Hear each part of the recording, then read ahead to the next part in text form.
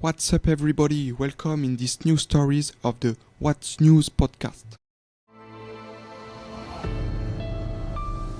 Today we are talking about of the double life of a Parisian museum.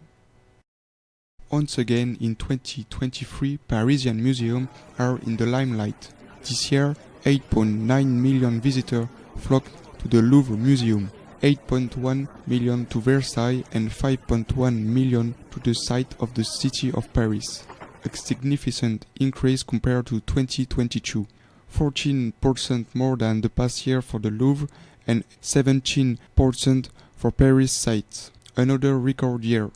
The Olympic Games are also coming to Paris this summer, bringing with them a large number of tourists. In other words, the wave of arrival is not going to stop just yet. There are still plenty of challenge in welcoming visitors and staying competitive. For this occasion, I went to a Parisian museum where I was able to share the day-to-day life of the staff for a week. I working as a security guard and a receptionist. Surveillance in the museum is essential.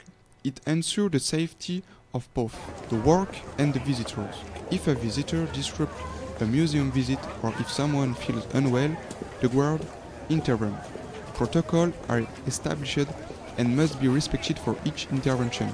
In the hall, the staff are supported by the camera that are now ubiquitous in the museum.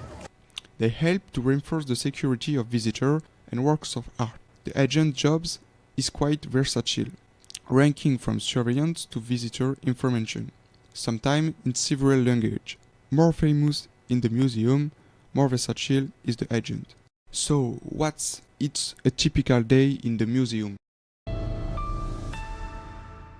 Museum staff generally arrive 1 hour before the opening to the public. This is the time for them to chat with their colleagues, look over the day assignment and get ready. They relieve the night staff and carry out the usual checking that everything concerning fire safety, lighting and the work of art is operational. When the museum doors open, it's time to deal with the visitor. Some of them behave inappropriately or are looking for information. They need to be supervised. The staff also take breaks and set up a well-oiled rotation system to maintain constant surveillance in the room. 4 break slots guarantee a perfect rotation throughout the day. Afternoon and the busiest time for the visitor, and our staff are particularly vigilant when it comes to families. Children are often left unsupervised and get into mischief. I remember one father, overwhelmed by his little daughter's excitation, said to me, "Please tell her to calm down again." There are some very amusing situations.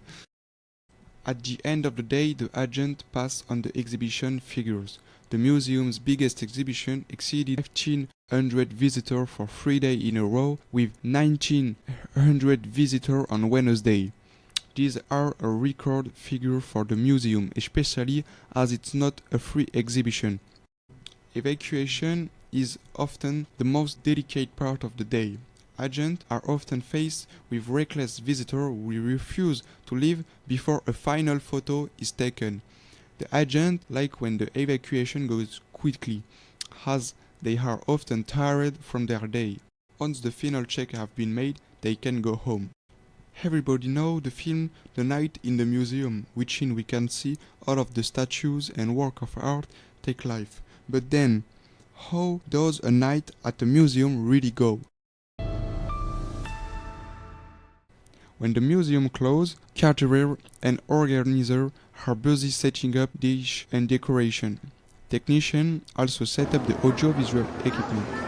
Museum staff also don new uniform as they are partly responsible for the security of the event.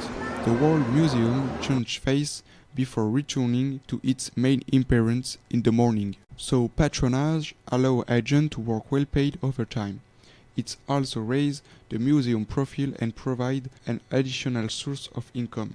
During the summer months, the museum often changes function. It becomes a veritable party venue with its terrace offering a breathtaking views of Paris. The museum often hosts sponsorship Large private parties take place on the terrace and in the museum. They bring together a large number of people and are a great financial benefit to the museum. Patronage brings in a hefty 2.3 billion euros by 2021, a growing budget especially as museum activity return to pre-COVID levels. Like LeBron James say, it's Taco Tuesday! Not yet, but Tuesday is the best day in the museum. It's the museum day of rest, so of course there are always agents around and relaxed dress is required. The agents do as they please as long as they stay in their room and keep an eye on them, but they often wander around the museum and chat with their colleagues. But that doesn't mean nothing happened. That day, I was at the Vigie Pirate control post for part of the day, and I had to control out a lot of visitors who were trying to get into the museum. Sometimes I had some pretty funny remarks. One gentleman tried to get in, but I told him it was impossible, to which he replied, "And what are you good for then?" I replied, "So that people like you don't get in." In another part of the day, I see a boy who Richard something. When I asked him what he was doing, he replied, "I'm visiting," a remark that made both my colleague and myself laugh. As we were walking him home, he offered to show me where he had come in, thinking that the museum was free the day after the holidays. Now it's time to review. It's been quite a rewarding week. I have worked in this museum before, but never during this period. It was a good experience that I can recommend to you. It's really nice to be on the other side of the world.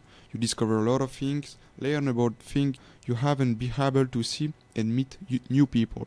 The only drawback is that you sometimes have to fight boredom, because when it's quiet, you have to keep busy. In any case, it's a good experience that's suitable for short periods since you're fairly well paid and have a lot of fun.